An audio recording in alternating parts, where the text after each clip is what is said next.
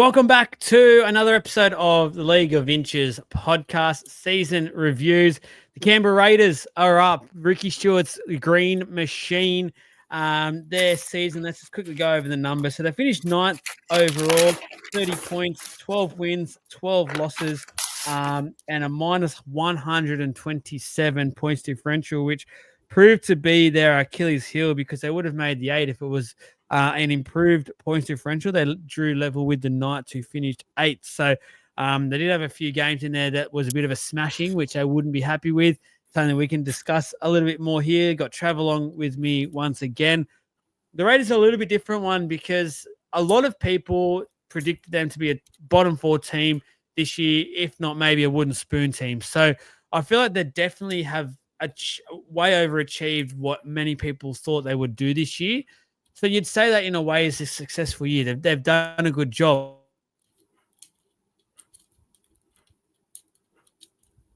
Young kids didn't really happen that way in a way either because there was a few selection things that we'll point out a little bit down the track, but some of those players got pushed back their development a little bit. Obviously a huge injury there to their captain, which really halted any momentum into the finals. And if he played, they would have easily made the finals, in my opinion. They were really playing some good football. Trav, get your thoughts. I asked you about the Canberra Raiders and their season as a whole. How do you answer it? They were supposed to be rebuilding, weren't they? Yes. Yeah. Like what a Ricky Stewart masterclass this year, hey? And not just Ricky Stewart, but that whole organization to be able to put up what they put up this year, lock in these young fellas. Dude, they lost Whiten last year for this season. That Whiten was their best player last year, and they've lost him as well. Like it's yet they were able to make up for it and play the way they were. So, are rebuilding Raiders for 2024? I don't think so. Ricky's rebuilding Raiders. It just slips off the tongue. It just absolutely slips off the tongue. Yeah, you're right though, because you looked at some of these younger players that they had coming into the grade this year that you don't know what was going to happen with them. It was really, it was supposed to be that year, and it just makes you think how good this team can get in the future. We're not here to talk about that, but there is some definitely positive signs. The hard thing for him this year, when we're talking about this year and reviewing their season, Jamal Fogarty, that injury was huge for him because if I'm being honest about it, again, they were making the 8. They were going to be a finals football team. They've lost Jamal Fogarty. At the time, their depth wasn't that great, I guess, in that position. What happened there? It wasn't good at all, that injury for them, their timing of it. It really halted momentum. It just shows you, I guess, what a good sign Jamal Fogarty has been for this team because now he's so instrumental, Trav. But that can also be a small, slight problem because as soon as he goes down as one player, it sort of derailed their whole year. Yeah, it did. But all that ended up doing was freeing up the likes of Weeks, freeing up the likes of Strange, freeing up the likes of Timoko, Savage, like all of these, guns that just had amazing years this year.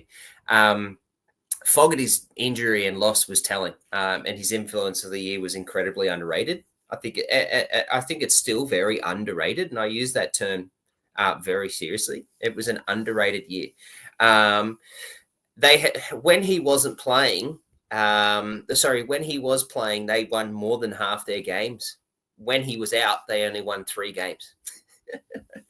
So can you imagine if the games that they won from round 7 to 20 when he was out, they win half of that? Like they're in the top 4. Yeah. So if they keep those statistics going and win half the games that Fogarty has, so his influence this year was just sick. He was enormous this year, and I don't think you can actually have a look across the board. Name another player that was as influential on their team in terms of win-loss record in the entire competition. Like Cleary was out; he's the best player in the competition, and Penrith still won games. Like, is there a more influential player, like one single player on their club? Like the way that statistically this year there isn't. Like that's how good he was. Yeah, it's huge, Russ, but he deserves it. I thought he was huge.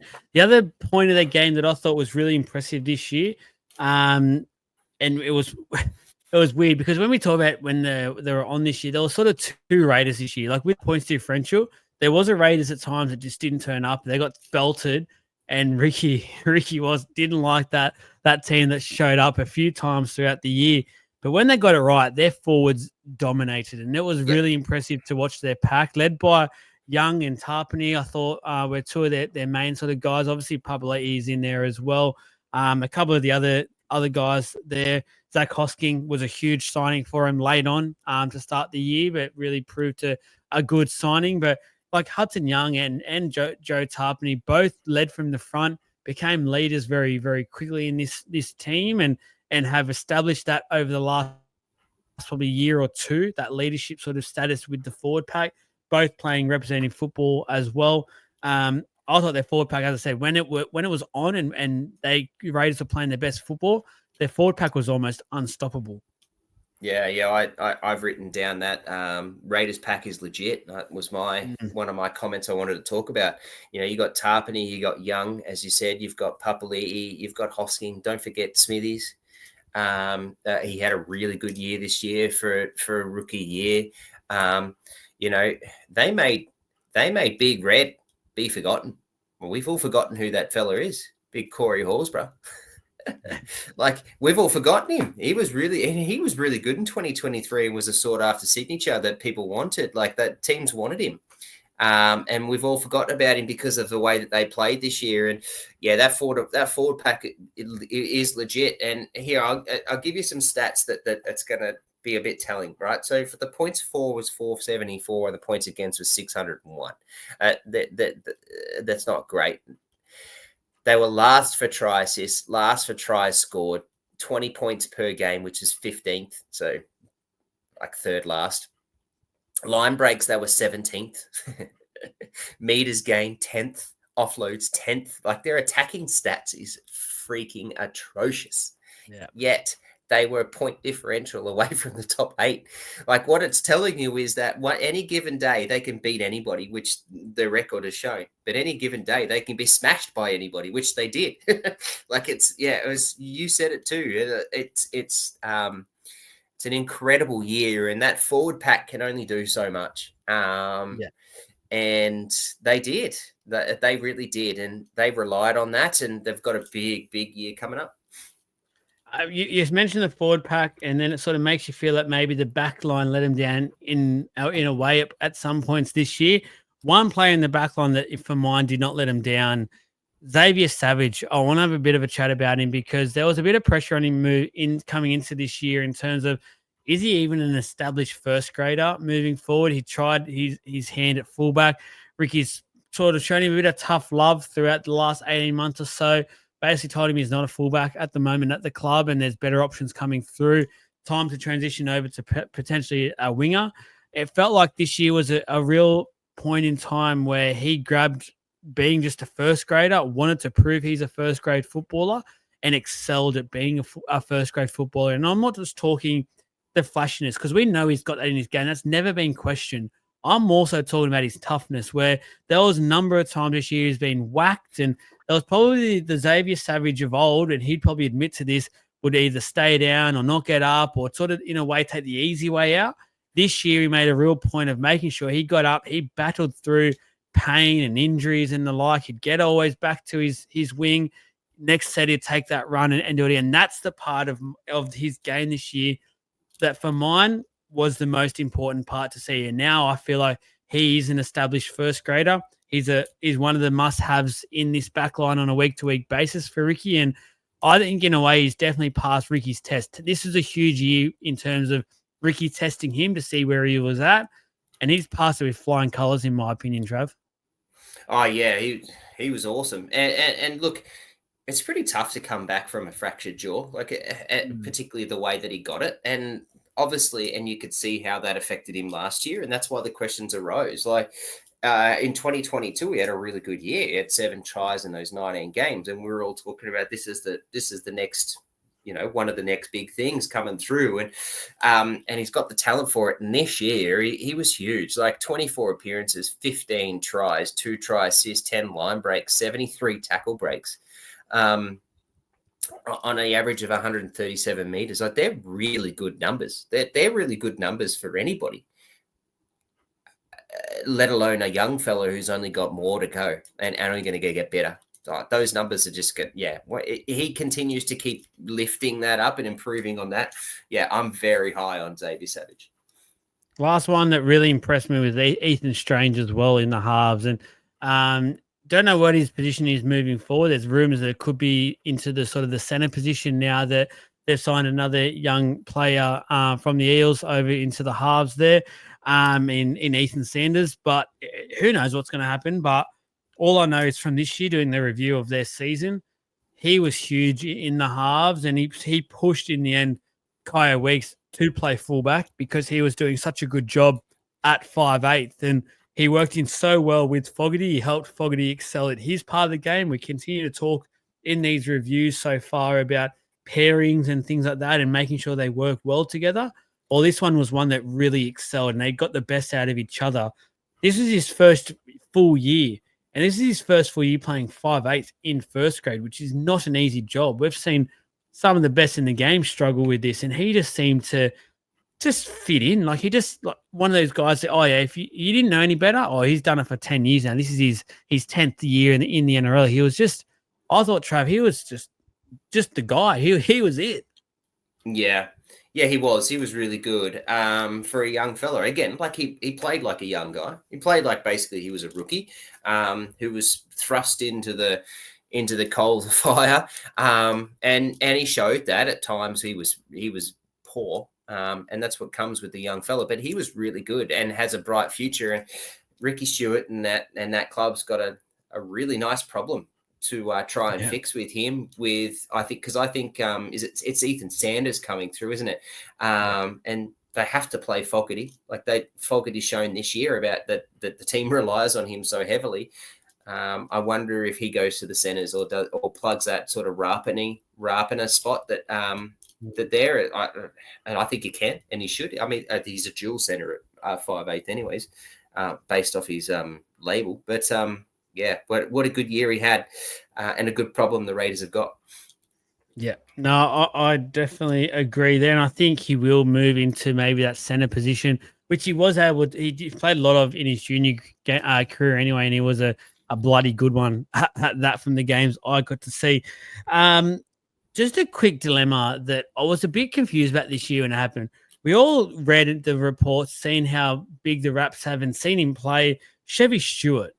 And we just seen that Ricky was very hesitant in the end by playing him. He got to debut. I thought he was decent and only was going to get better with more game time and more minutes. And we all said, like you said it from the start of this podcast, this was the rebuilding year for the Raiders. Now, potentially we all had the wool thrown over our eyes because as the ladder showed and as we've already explained, they actually look like a top 8 team for a lot of this year. So perhaps it wasn't, and this is why Ricky did what he did. But from the outside looking in, it was a strange move because Ricky seemed to want to do anything but pick this guy at certain points of the year when the rest of us are thinking, hang on, is there something going on here? Because we've heard the Raps, we've seen how good this guy is. He should be there right now. Like, this is the blooding year. Yeah, it is, isn't it? But up cometh Kaya Weeks and what he was able to do. Cometh Savage, Timico, like these boys just stood up. And Chevy Stewart's a baby, man. He only turned 19 at the end of July. At the 25th of July, I thought I read at some point. So correct me if I'm wrong, but yeah, he's still a baby. He's still got a long way to go. But again, add it to exactly like what we were saying before. There's a Chevy Stewart's a fullback. That's all he's ever played. That's his spot, right? So it's another big problem that the club's got, and that other clubs will be looking at it going, geez, I wish I had those problems. 100%. Everything else to touch on with the Raiders before we get into our questions? No, look, I just want to, and I'll probably touch on it a little bit here, but in the questions, but I really just want to talk about how bloody good that forward pack was and how good Tarpany was, and what they were able to do and how good he is. Tarpany is just a freaking monster, man, and he's your prototypical perfect modern day football forward pack, forward leader, front row forward, like. Yeah, he's just a running athletic machine who's just huge. He ball plays. He wants the ball. He can tackle. Yeah, he's just perfect. I think he's just taken on the captaincy gig. So I think that's really awesome to see. I can't wait to see what he does as the captain next year. And then just a bit of a bit of kudos and props to Rapiner and Whitehead, who are gone. Long mainstay players that have been there for a very long time and held their own for a very long time, were very, very big players in their grand final runs and stuff like that. So yeah, well done. Great careers, boys. Maybe next year, 2025 is the rebuild Raiders year. Let's get into the question side of things. So our first, this is obviously our rapid fire questions that everyone knows by now what we've been doing. So what was your key moment of the year for the Raiders? Key moment. I have two. Again, sorry, mate. The Jamal Fogarty injury was obviously very key, and the stats and everything told us that. The fact that they only won 3 games from round 7 to 20 while he was out was a really key moment. But the biggest one that I had was round 24's loss to the Cowboys, where they allowed 7 tries in the last 60 minutes, and that basically buried their finals hopes. Yeah, I locked in the Jamal Fogarty injury just because I felt like, again, we've said it a number of times. I'll just quickly say it again. If you did not get injured, and sorry to rub salt into the wounds, Raiders fans, you would have played finals football this year. And we all know what Ricky's like in finals with you guys, backs against the wall, no one rates us. Who knows what damage you could have done this year. Surprise packet of the year. I'm just going to say the surprise packet for me was probably, and we just mentioned him, Ethan Strange, just because of the fact he played for basically the whole year. And he played, in my opinion, out of position. I don't think he is an established 5'8". He's more for a center, but he came on and just looked. And I know, like what Trav was saying, he made a couple of mistakes, and that's going to happen in that position and being at that age. But for mine, he did look like a fairly established player in the game. And for his age and for what he was, that's huge. What was your surprise packet of the year, Trav? Their entire year. Yeah. It was meant to be a rebuild, man. That was what it was. Like the whole year. I had them predicted. I predicted them the bottom 2. I actually said I predicted the Tigers to be on the bottom. Yeah, like it's that the whole thing, everything about this year is a surprise. The way Ricky Stewart coached, and then how he had a go at the team when they were losing. I love that. I think that was good. How the forward pack played, I wasn't expecting that. Tarpany had another level that he took on. These young fellas stepped up out of nowhere. That's not right. But these young fellas stepped up and played, well above their age and their pay packet and their experience. Just their entire year was a surprise to me. Who needs a big 2025? Their medical staff, I'm calling.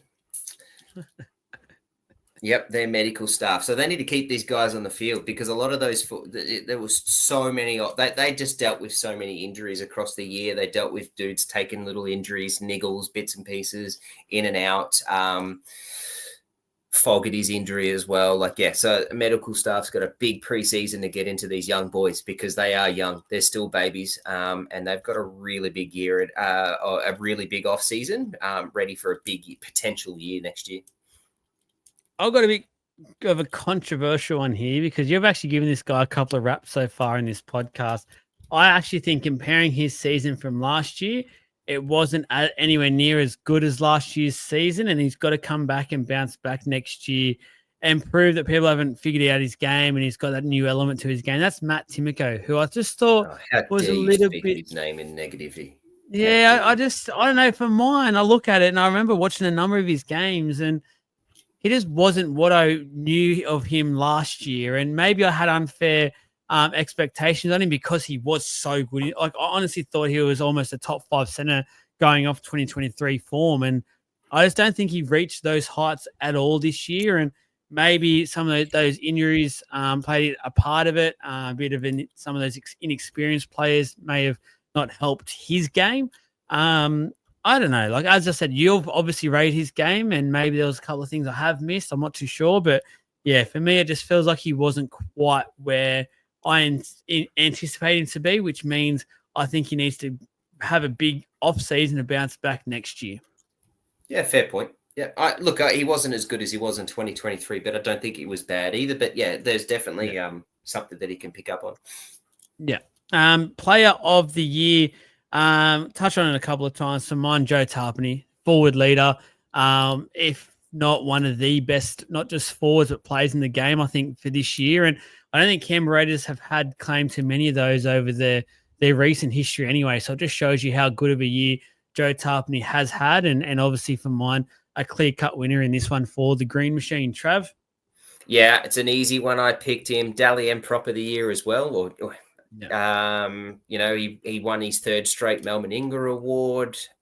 He played all 24 games that he could, 52 tackle breaks, 13.6 hit ups, post contact meters, 1,640, 28 offloads, 772 tackles at a 95% tackle efficiency on the average running meters of 166. And that's a front row forward, my friend. That's an easy guy. What a great leader to lead this club with these young guys. God, I love him.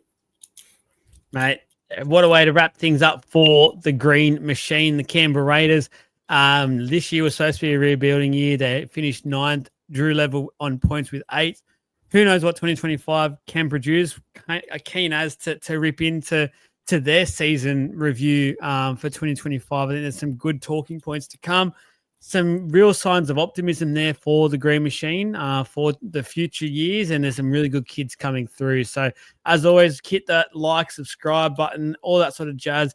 Love us on the social media platforms. You can see there on screen if you're watching on YouTube. If you're not watching on YouTube, go on over, hit the subscribe button there as well. We will catch you again for another episode shortly. Goodbye.